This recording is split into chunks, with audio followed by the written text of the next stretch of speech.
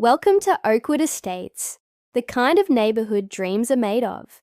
Picture perfect lawns, friendly neighbors, and a strong sense of community. But behind the white picket fences, a shadow was growing. It started small, almost laughably so. A notice taped to my door, $200. The crime? My trash cans were visible from the street for an hour too long. I thought it was a mistake, a simple overreach by our homeowners association. I was wrong. The notices kept coming. $200 for a slightly overgrown rose bush. $200 for a garden hose left on the lawn, each one signed with a smug flourish by Mr. Henderson, our HOA president. He seemed to relish it. Holding court at board meetings, his laughter echoing as he described his latest enforcement action. My stack of fines grew into a mountain of paper, a monument to his petty tyranny.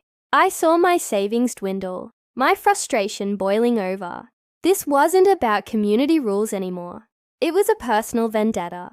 I felt trapped in my own home, watched and judged by a man drunk on a tiny sip of power. I tried reasoning, appealing, even pleading with the board. But they were under his spell, nodding along to his every decree. It felt hopeless.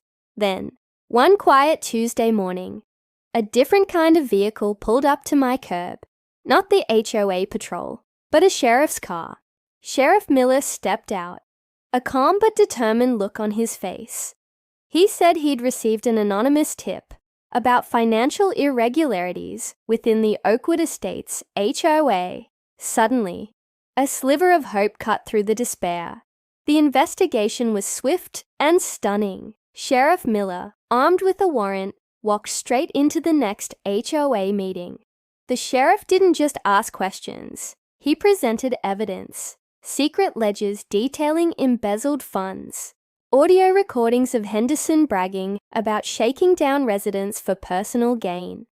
It turned out my fines, and those of many others, weren't going to community projects. Sheriff Miller clicked the handcuffs around Henderson's wrists, right there in the community clubhouse. The man who had terrorized our neighborhood was being led away, his reign of tyranny over.